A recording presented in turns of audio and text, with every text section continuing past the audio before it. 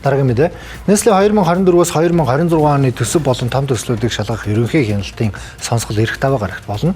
Гэхдээ ажлын хэсэгт багтсан Монгол Ардын намын гишүүдийн хувьд сонсгол зохион байгуулах тал дээр идэвхгүй байр суурьтай хандаж байна.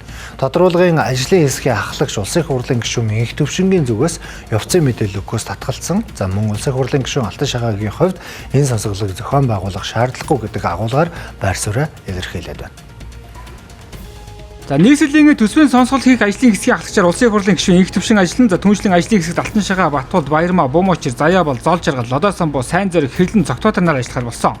Тэгвэл улсын их хурлын гишүүн Сайн зоригийн зүгээс энэ ажлын хэсгээс гарна гэдгийг мэдгдсэн мөн ажлын хэсэгт багтсан Монгол Ардын намын гишүүдийн хувьд төдийлөн ач холбогдол өгөхгүй байна. Хурдны зам, тойрог урдны зам, за 5 дугаар цагтгай станц гэдэг мөн одоо туулын урдны замтай холбоотой асуудлууд бий. Энэ асуудлууд чи өөрөө улсын их хурлын газрын төвшөнд бүх шийдвэрүүд нь гарцсан. Улсын их хурлаас хоёрхан баталсан засгийн газрын нөгөө үйл ажиллагааны 5 жилийн төлөвлөгөөнд орсон ажлууд шин. Тэгээд энэ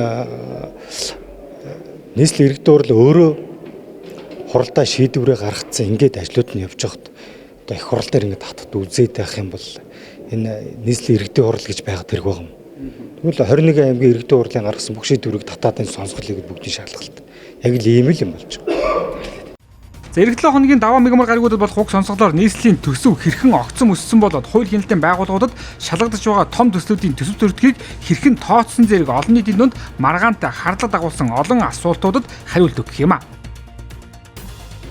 Улсын их хурлын сонсгол бол асуудлыг бид нар тал бүрээс нь ярилцаад хоёр зорилго байна. Нэгдүгээр иргэдийн мэдгэр, хоёрдугаарт бодлогын өөрчлөлт, хууль тогтоомжтой бид нар ямар засвар оруулах ёстой. Төсөв нэгдсэн улсын, нэгдмэл улсын нэгдсэн төсвийн одоо бодлого алдагдж байна. Тэгэхээр бид нар энэ томоохон төслүүдийг хэрэгжүүлэх, орон нутгийн төсөв дээр ямар хязгаарлалт байх уу, хяналт байх уу гэдэг асуудлыг энэ сонсголын үр дүнд бол бас нэг гаргаж тавих ёстой. Тэгээ хууль тогтоох байгууллагын одоо бодлогын залруулах гэдэг бол сонсголыг бас нэг чухал зорилго. За улсын их хурлаас ерөнхий хяналтын сонсголыг зохион байгуулахад 5 хоног үлдээд байна. Мөн сонсголд оролцох иргэн аж ахуйн нэгж албан тушаалтнуудын бүртгэл өнөөдөр дуусч байгаа юм а. Тиймээс ч хоттой холбоотой гомдол санал, гэмт хэргийн шинжтэй байж болзошгүй мэдээлэл баримт байгаа бол өнөөдөр өдрийн тэг цаг хүртэл улсын их хурлын цахим сайтаар дамжуулан бүртгүүлэх шаардлагатай байна.